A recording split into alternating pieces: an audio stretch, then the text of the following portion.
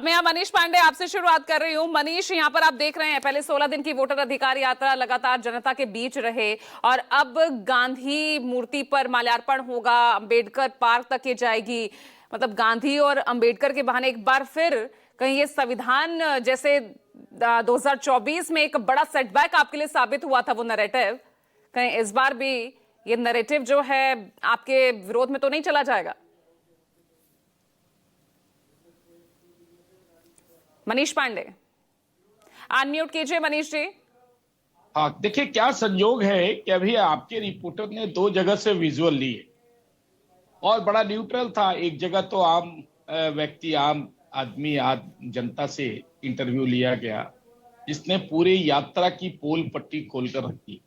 राजीव जी की बड़ाई कर रहे थे, उनका फैन थे, मतलब आपके चैनल के फैन थे, लेकिन उनकी भाषा क्या थी, उन्होंने पूरी यात्रा का सारांश जिसको कहते हैं वह निकाल के रख दिया। अब दूसरी तरफ भीड़ से जो उस गांधी मैदान से जो विजुअल्स आया उसमें कांग्रेस के एक नेता थे नवादा जिले से, उन्होंने कहा कि जो भीड़ जुटी वो राहुल गांधी को देखने को जुटी। पहला शब्द उनका ये था और दूसरा शब्द था कि उनके समर्थन को जुटी। देखिए, मैं यही कहना चाहता हूं कि उस बुजुर्ग ने जो बातें रखी है उसका पूरा जो है आप विस्तार से जितना भी देर विश्लेषण करेंगी उसका लब्बो लुबाब यही निकलेगा कि आज यात्रा गांधी जी से शुरू हो रही है। गांधी जी ने जो वोटिंग करवाया था उसमें सरदार वल्लभ पटेल के लिए पूरे 100% मत मिले थे। वोट की चोरी तो तभी से हुई थी जहां से इस यात्रा की आज शुरुआत हो रही है। पहली चोरी तो वहीं से हो गई थी। गांधी जी की आत्मा आज भी पीड़ित होगी, देख रही होगी कि काश अगर मैं उस समय न्याय कर पाता तो देश को यह दिन देखना नहीं पड़ता। अब यह समाप्त कहां होगी? जाके अंबेडकर जी की मूर्ति प्रतिमा के पास। हम लोगों ने यात्रा में वो विजुअल देखा कि किस प्रकार से अंबेडकर जी की तस्वीर को अपमानित किया गया। कई विजुअल्स चले हैं, उसको मुझे बताने की जरूरत नहीं है, लेकिन रियल लाइफ में दुनिया पूरा देश जानता है, बच्चा बच्चा जानता है कि किस प्रकार से बाबा साहब अंबेडकर जी को दो दो बार चुनाव हराने का काम। और आजाद भारत में क्या बाबा साहब चुनाव जीत पाए? आजाद भारत में क्या उनको चुनाव जीतने दिया गया? कौन थी सरकार में उस समय? बाबा साहब के लिए विशेष व्यवस्था, अगर वो चुनाव हार गए थे तो उनके लिए क्यों नहीं कांग्रेस पार्टी ने की थी? उनको सम्मानित करने के लिए किसी राज्य का किसी गवर्नर या राष्ट्रपति या और अन्य कोई चीज संवैधानिक जगहों पर क्यों नहीं बिठाया गया? लेकिन अपने जीवन काल में बाबा साहब को अपमानित करने का काम अगर किसी पार्टी ने किया तो वो कांग्रेस पार्टी ने किया।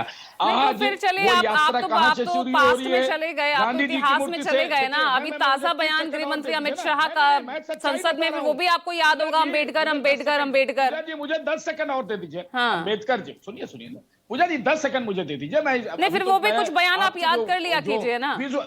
नहीं, मैं बता रहा हूं। अभी तो देखिए उस बुजुर्ग वकील ने जो बातें की, मैं उनकी बातों का केवल विश्लेषण कर रहा था, लेकिन सच्चाई क्या है? यह यात्रा पूरी जो है, जिसको कल तेजस्वी यादव ने क्या कहा, मुख्यमंत्री के बारे में क्या कहा, मैं इस यात्रा को उस नजरिए से देखता हूं कि एक व्यक्ति पूरी यात्रा में एक व्यक्ति को नीचे दबाने के लिए अपनी राजद और कांग्रेस के बीच में जो शुरू हुई थी लड़ाई, अब देखिए वोट चोरी हुई है या नहीं हुई है, लेकिन त्रुटियां तो हुई है ना भाई। जो फर्स्ट ड्राफ्ट रोल सामने आया, बहुत चर्चा कर रही है, जारी किया गया जी, बहुत चर्चा हो गया उस पर, छोड़ दीजिए। हाँ, तो नहीं तो त्रुटियां तो उसमें हुई है, तो मुद्दा तो यहाँ गलत नहीं उठा रहा ना विपक्ष। राजीव रंजन जी ने भी कहा कि अब वो विषय जो है ना राजनीतिक लाभ के लिए यह यात्रा की जा रही है। राजीव जी ने भी स्वीकार किया अपने एथी में, बाइट में।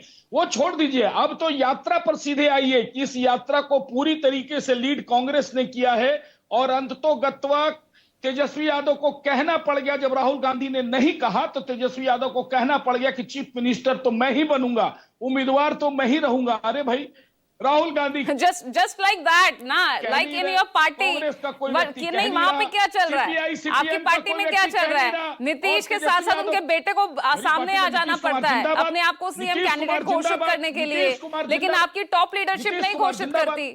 देखिए हर जब आपका जो है ना काउंटर यहाँ मैं कर सकती हूँ।